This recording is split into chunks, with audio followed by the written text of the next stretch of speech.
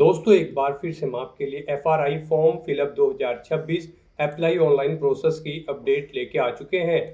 किस तरह से आप 91 वैकेंसीज के लिए वेरियस पोस्ट के लिए अपने फॉर्म अप्लाई कर सकते हो, स्टेप बाय स्टेप कंप्लीट जानकारी आपको इस वीडियो में दी जाएगी। लास्ट डेट की अपडेट है, अंतिम मौका है, केवल एक ही दिन शेष रह गया है। आप जल्द से जल्द अपना फॉर्म अप्लाई कर ले, आखिरी समय का वेट न करें। अंतिम समय में आपके सामने कोई भी टेक्निकल प्रॉब्लम हो सकती है, तो आप जल्द से जल्द अपना फॉर्म अप्लाई कर ले। अंतिम समय में फॉर्म भरते समय अगर आपके सामने कोई भी टेक्निकल प्रॉब्लम आ रही है तो उसका हल भी आपको इस वीडियो में मिल जाएगा। आखिरी समय में फॉर्म भरते समय आपको कोई भी ऐसी गलती या फिर मिस्टेक नहीं करनी होगी जिसको करने से आपका फॉर्म भी रिजेक्ट हो सकता है। अंतिम समय में फॉर्म भरते समय आपको सभी महत्वपूर्ण बातों को ध्यान में रखना होगा, तभी आपका एप्लीकेशन फॉर्म सक्सेसफुली सबमिट हो पाएगा। आवेदन करते समय आप अपना रजिस्ट्रेशन किस प्रकार से करोगे, कैसे आपको अपनी personal detail, qualification detail fill करनी होगी, डॉक्यूमेंट, सिग्नेचर, फोटोग्राफ कैसे और कितने केबी में आप अपलोड करोगे, फीस पेमेंट करते हुए रजिस्ट्रेशन से लेकर प्रिंट तक आपको कैसे अपना फॉर्म अप्लाई कर लेना होगा। पूरी जानकारी के लिए आपको ये वीडियो शुरू से लेके एंड तक बिना स्किप किए हुए देखनी होगी। इस वीडियो को पूरा देखने पर ही आपके सभी सवाल और डाउट क्लियर होंगे। तो चलिए दोस्तों, बिना कोई वक्त गंवाए शुरू करते हैं FRI Dehradun online form fill up की पूरी जानकारी। फॉर्म भरने से पहले आपको सबसे पहले हमारी वेबसाइट IND सरकारी नौकरी के इस पेज पर विजिट करना होगा, जिसका लिंक आपको नीचे description plus first comment box में मिल जाएगा। और हमारे इस पेज पर विजिट करके आप यहां से एफआरआई देहरादून का फॉर्म अप्लाई कर सकते हो। Forest research institute FRI Dehradun के अंतर्गत 91 वैकेंसीज निकली है। अलग अलग पोस्ट है, जैसे कि library, information assistant, technical assistant, stenographer, technician, store keeper, technician, low regional colour, forest guard, multitasking staff, various post निकली है। सभी के लिए यहाँ पर 3 जून तक आप अप्लाई कर सकते हो। लास्ट डेट की अपडेट है, अंतिम मौका है, केवल एक ही दिन शेष रह गया है। क्वालिफिकेशन की बात की जाए तो सभी पोस्ट के लिए अलग अलग क्वालिफिकेशन है, जैसे कि MTS के लिए 10वीं पास, फॉरेस्ट गार्ड के लिए 12वीं पास। इसी तरह से सभी पोस्ट के लिए आप अलग अलग क्वालिफिकेशन यहाँ से चेकआउट कर ले। 18 से 27-30 वर्ष आयु सीमा है। जनरल OBC WS के लिए 1500 रुपये फीस है। SC/ST PWD के लिए 700 रुपये फीस है, जो कि आप ऑनलाइन मोड से पेमेंट कर सकते हो।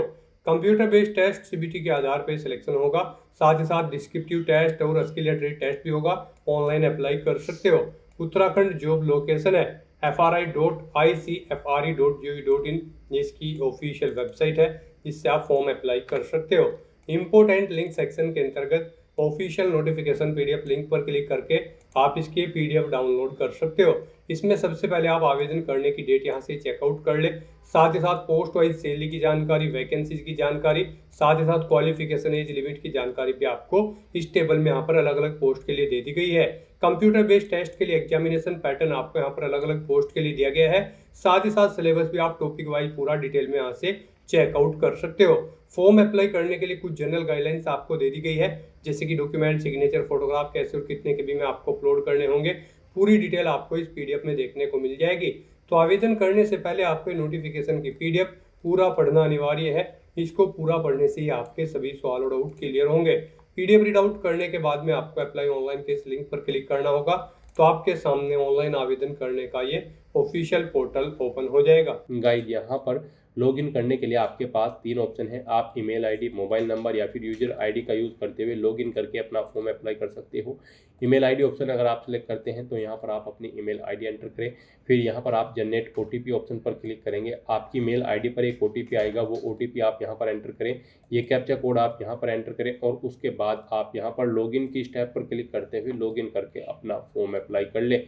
और अगर आप यहाँ पर मोबाइल नंबर ऑप्शन यूज़ करते हैं तो उसमें भी आपको अपना मोबाइल नंबर एंटर करना है, जनरेट OTP करना है। आपके मोबाइल नंबर पर OTP आएगा, वो OTP आप यहाँ पर एंटर करें। उसके बाद ये कैप्चा कोड यहाँ पर एंटर करके लॉगिन के टैब पर क्लिक करते हुए लॉगिन कर लें। और यूजर आईडी ऑप्शन अगर आप सिलेक्ट करते हैं तो फिर यहाँ पर आपको अपनी यूजर आईडी एंटर करनी है, अपना पासवर्ड आपको एंटर करना है, ये कैप्चा कोड आपको यहाँ पर एंटर करना है।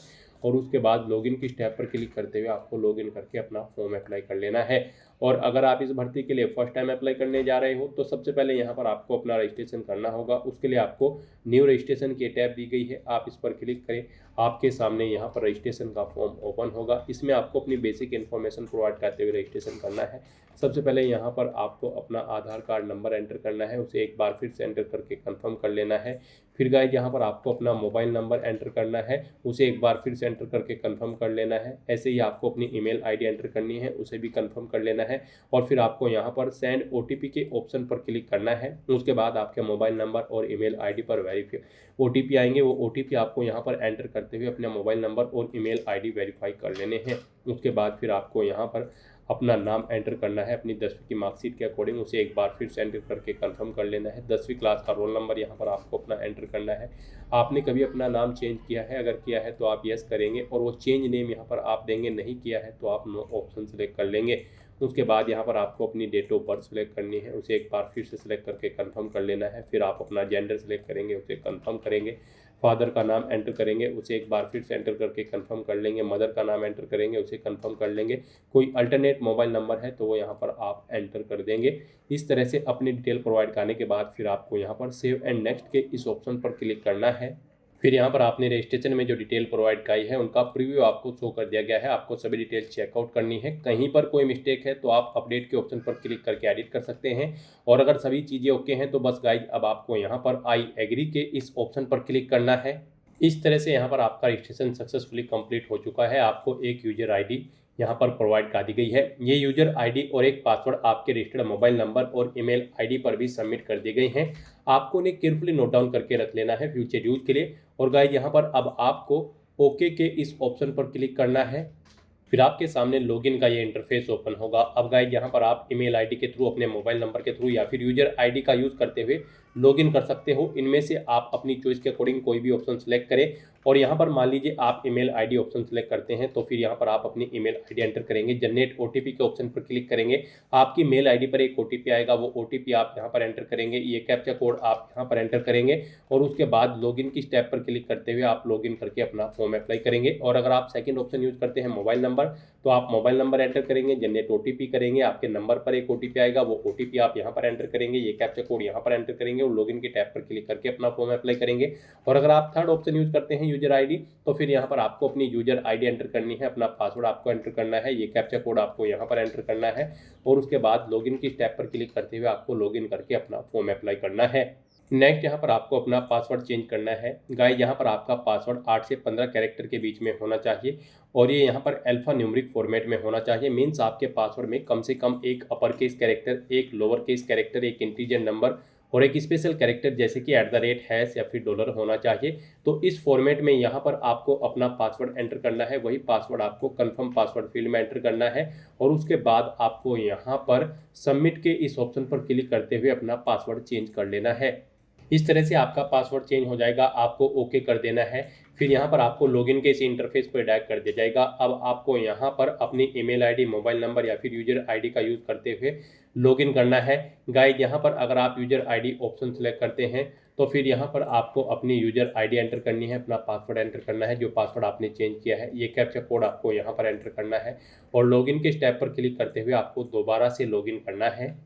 लॉगिन करने के बाद आपके सामने कुछ इस तरह से इंटरफेस ओपन होगा। अब गाइस यहाँ पर आपको अपनी प्रोफाइल कंप्लीट करनी है।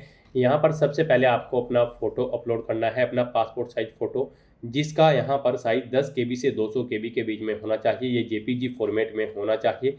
तो यहाँ पर आपका ये फ़ोटो PNG फॉर्मेट में भी हो तो भी अपलोड हो जाएगा। अपना फ़ोटो अपलोड करने के लिए आपको यहाँ पर चूज फाइल के ऑप्शन पर क्लिक करना है, फाइल को सिलेक्ट कर लेना है और अपना पासपोर्ट साइज फ़ोटो यहाँ पर आपको अपलोड कर देना है। उसके बाद यहाँ पर आपको अपना लाइव फ़ोटो कैप्चर करना है। यहाँ पर आप स्टार्ट कैमरा के इस ऑप्शन पर क्लिक करेंगे और कैमरा के सामने आप अपना फ़ोटो यहाँ पर कैप्चर के इस ऑप्शन पर क्लिक करते हुए कैप्चर कर लेंगे। यहाँ पर प्रॉपर वे में आपको एक प्लेन वॉल के पास खड़ा होना है, फॉरवर्ड बिल्कुल सीधा आपको कैमरे की तरफ देखना है और यहाँ पर कैप्चर के ऑप्शन पर क्लिक करते हुए आपको अपना फ़ोटो कैप्चर कर लेना है। उसके बाद यहाँ पर गाइज आपको अपने सिग्नेचर अपलोड करने हैं। आपके सिग्नेचर यहाँ पर ब्लैक इंक पेन से होने चाहिए, वाइट पेपर पर एक। यहाँ पर आपके सिग्नेचर की फाइल का साइज 4 KB से 30 KB के बीच में होना चाहिए और यहाँ पर ये JPG फॉर्मेट में होने चाहिए। तो यहाँ पर आपको अपने सिग्नेचर अपलोड करने के लिए भी चूज फाइल के ऑप्शन पर क्लिक करना है, फाइल को सिलेक्ट कर लेना है और अपने सिग्नेचर यहाँ पर आपको अपलोड कर देने हैं। उसके बाद आपको अपना थंब इम्प्रेशन यहाँ पर अपलोड करना है। आपका जो यहाँ पर थंब होगा वो यहाँ पर 4 KB से 30 KB के बीच में होना चाहिए और ये JPG फॉर्मेट में होना चाहिए। चूज फाइल के ऑप्शन पर क्लिक करें, फाइल को सिलेक्ट करें और अपना थंब इम्प्रेशंस यहाँ पर आप अपलोड कर दें। गाइज यहाँ पर आपको अपने डॉक्यूमेंट दी गई गाइडलाइंस के अकॉर्डिंग ही अपलोड करने हैं, अदरवाइज आपका फॉर्म रिजेक्ट हो सकता है। तो इस तरह से अपने डॉक्यूमेंट्स अपलोड करने के बाद गाइज फिर आपको यहाँ पर सेव एंड नेक्स्ट के इस ऑप्शन पर क्लिक करना है। नेक्स्ट यहाँ पर आपको अपनी कुछ और डिटेल्स प्रोवाइड करनी है। यहाँ पर आपको सबसे पहले अपनी कैटेगरी सिलेक्ट करनी है। उसके बाद आपसे पूछा गया है कि क्या आप PWBD कैंडिडेट है और आपकी डिसेबिलिटी 40% से अबव है। अगर है तो आप यस करें, अपनी डिसेबिलिटी का टाइप सेलेक्ट करें और उसकी डिसेबिलिटी यहाँ पर आप डिटेल प्रोवाइड कराएं। और अगर आप PWBD कैंडिडेट नहीं है, आप सिंपली नो ऑप्शन सेलेक्ट करेंगे। उसके बाद आपसे पूछा गया है कि क्या आप एक सर्विसमैन कैंडिडेट हैं। अगर है तो आप यस करें, नहीं है तो नो ऑप्शन सेलेक्ट करें। अपनी नेशनलिटी यहाँ पर आप सिलेक्ट करें, अपना मैरिटल स्टेटस बताएं, आप मैरिड हो या फिर अनमैरिड। उसके बाद आपको अपना स्टेट सेलेक्ट करना है, जिस स्टेट से आप बिलोंग करते हैं। फिर यहाँ पर आपको अपना कोरोस्पोंडेंस एड्रेस एंटर कर देना है। उसके बाद आपको अपना परमानेंट एड्रेस यहाँ पर एंटर करना है। और अगर आपका परमानेंट एड्रेस आपके कोरोस्पोंडेंस एड्रेस के अकॉर्डिंग सेम है तो आप सेम एज कोरोस्पोंडेंस एड्रेस में इस चेकबॉक्स को ओके कर देंगे। ऑटोमेटिकली आपका परमानेंट एड्रेस आपके कोरोस्पोंडेंस एड्रेस के अकॉर्डिंग यहाँ पर फिल हो जाएगा। इस तरह से अपनी डिटेल प्रोवाइड करने के बाद गाइज फिर आपको सेव एंड नेक्स्ट के इस ऑप्शन पर क्लिक करना है। नेक्स्ट यहाँ पर आपको अपनी एजुकेशनल क्वालिफिकेशन की डिटेल प्रोवाइड करनी है। यहाँ पर आप ऑप्शन सेलेक्ट करें 10th। उसके बाद यहाँ पर आप हाई स्कूल ऑप्शन सेलेक्ट करें, अपने सब्जेक्ट एंटर करें 10वीं के। फिर यहाँ पर आपको स्कूल का नाम देना है या कॉलेज का, अपनी यूनिवर्सिटी या बोर्ड का नाम देना है जिस बोर्ड से आपने अपनी 10वीं क्लास पास आउट की है। आपने कंप्लीट कर ली है या आप कर रही हैं। अगर आप इसी ईयर में अपेयर्ड हैं तो आप परस्यूइंग यहाँ पर एंटर करेंगे। कंप्लीट कर लिया है तो कंप्लीट ऑप्शन आप देंगे। पासिंग मंथ यहाँ पर सेलेक्ट करेंगे, पासिंग ईयर सेलेक्ट करेंगे। अपनी मार्क्स की परसेंटेज यहाँ पर आप एंटर करेंगे, कितने % मार्क्स आपने ऑब्टेन किए हैं। उसके बाद यहाँ पर आपको अपनी क्लास सेलेक्ट करनी है, आपकी फर्स्ट क्लास है, सेकंड है, थर्ड है। उसके बाद यहाँ पर आपको अपनी 10वीं क्लास का जो सर्टिफिकेट नंबर है वो एंटर करना है। और ऐड के इस ऑप्शन पर क्लिक करते हुए आपको अपनी ये डिटेल यहाँ पर ऐड कर देनी है। उसके बाद गाइज यहाँ पर अगर आपने 12वीं क्लास और या फिर डिप्लोमा कर रखा है तो आप उसे यहाँ पर सेलेक्ट करें और यहाँ पर उसकी डिटेल भी आप सेम ऐसे ही प्रोवाइड कर देंगे। यहाँ पर आपको इंटरमीडिएट ऑप्शन सेलेक्ट करना है, सब्जेक्ट स्ट्रीम सेलेक्ट करनी है, किस में आपने अपनी 12वीं पास आउट की है, साइंस, कॉमर्स या फिर आर्ट्स या फिर अदर्स में। आप अपने अकॉर्डिंग यहाँ पर ऑप्शन सेलेक्ट करेंगे। यहाँ पर स्कूल या कॉलेज का नाम देंगे, बोर्ड का नाम देंगे। कंप्लीट कर चुके हैं तो कंप्लीट ऑप्शन सेलेक्ट करेंगे। अगर इसी साल अपेयर हैं तो परचिंग ऑप्शन आप सेलेक्ट करेंगे। पासिंग मंथ और ईयर आप यहाँ पर सेलेक्ट करेंगे। मार्क्स की परसेंटेज आप देंगे, अपनी क्लास बताएंगे, आपकी फर्स्ट है, सेकंड है या फिर थर्ड है। अपनी 12वीं क्लास का सर्टिफिकेट नंबर यहाँ पर देंगे और ऐड के इस ऑप्शन पर क्लिक करते हुए अपनी डिटेल भी आप सेम इसी तरह से यहाँ पर ऐड कर देंगे। तो इस तरह से यहाँ पर आपने 10वीं, 12वीं या फिर ग्रेजुएशन जो भी क्वालिफिकेशन आपने कर रखी है, आपको अपनी हाईएस्ट क्वालिफिकेशन तक की डिटेल यहाँ पर 1 by 1 करके ऐड कर देनी है। और उसके बाद गाइज फिर आपको यहाँ पर सेव एंड नेक्स्ट के इस ऑप्शन पर क्लिक करना है। नेक्स्ट यहाँ पर आपने अपनी प्रोफाइल की जो डिटेल अब तक प्रोवाइड कराई है उसका पूरा प्रीव्यू आपको शो कर दिया गया है। आपको सभी डिटेल्स केयरफुली चेकआउट करनी है। ऊपर ही प्रिंट का ऑप्शन है, उस पर क्लिक करके आप इसका एक प्रिंट आउट भी ले सकते हैं, हार्ड कॉपी या फिर सॉफ्ट कॉपी। उसके बाद आपको इस पेज को नीचे स्क्रॉल डाउन करते हुए डिक्लेरेशन सेक्शन में आना है। आई हैरबी डिक्लेयर के इस चेकबॉक्स को ओके करना है और I confirm that is this is my signature के इस चेकबॉक्स को भी आपको ओके करना है। और उसके बाद गाइज फिर आपको यहाँ पर कन्फर्म के इस ऑप्शन पर क्लिक करना है। इस तरह से गाइज यहाँ पर आपकी प्रोफाइल सक्सेसफुली कंप्लीट हो चुकी है। अब आपको यहाँ पर इस भर्ती पर अप्लाई करने के लिए क्लिक हियर के इस लिंक पर क्लिक करना है।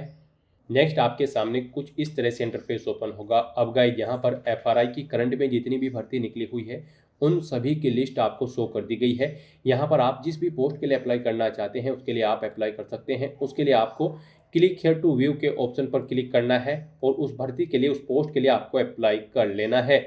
फिर आपके सामने कुछ जनरल इंस्ट्रक्शंस ओपन होंगे, आपको इन्हें रीड आउट कर लेना है और उसके बाद आपको अप्लाई नाउ के इस ऑप्शन पर क्लिक करना है।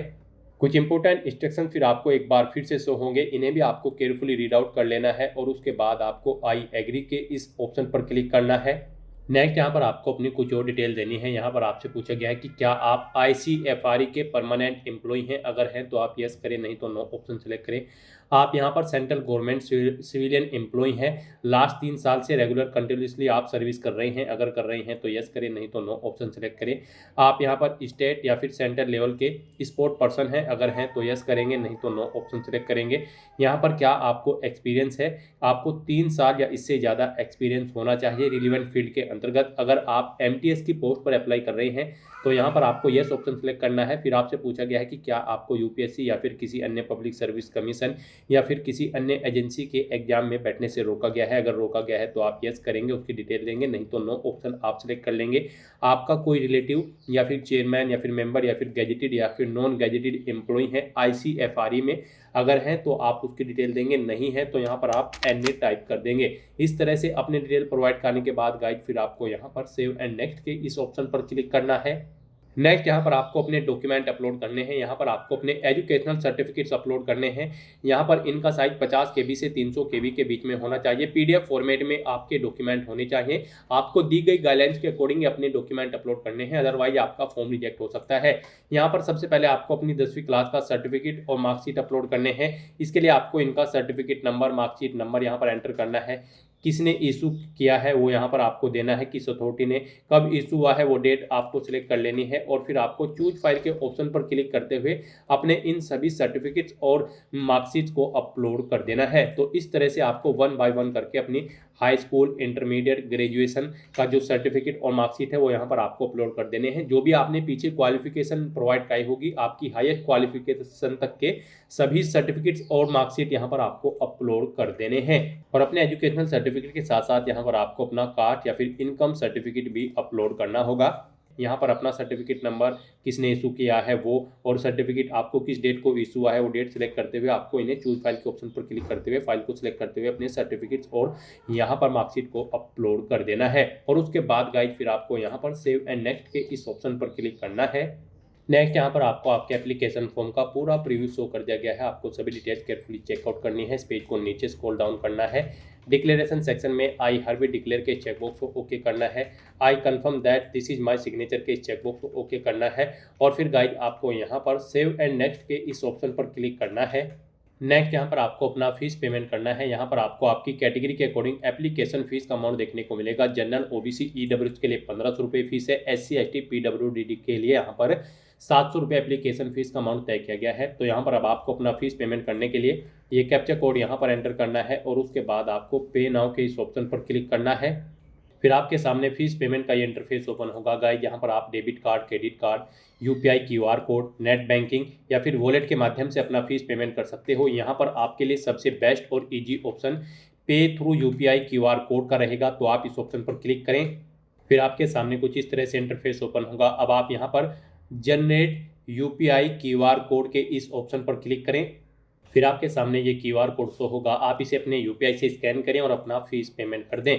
सक्सेसफुली फीस पेमेंट करते ही यहाँ पर आपके एप्लीकेशन फॉर्म की सभी टास्क कंप्लीट हो जाएगी। आपको आपके डैशबोर्ड में डायरेक्ट कर दिया जाएगा और फिर आपको अपने एप्लीकेशन फॉर्म का एक हार्ड कॉपी या फिर सॉफ्ट कॉपी प्रिंट आउट ले लेना है फ्यूचर यूज के लिए, फ्यूचर रेफरेंस के लिए। तो दोस्तों ऐसे आप FRI देहरादून की इस भर्ती के लिए अपने फॉर्म अप्लाई कर सकते हो बिना कोई मिस्टेक किए हुए। आज की इस वीडियो में बस इतना ही। आई होप ये वीडियो आपको पसंद आई होगी। अगर पसंद आई हो तो इसे लाइक और शेयर करें। चैनल पर नए हो तो इसे सब्सक्राइब कर लें। Thanks for watching.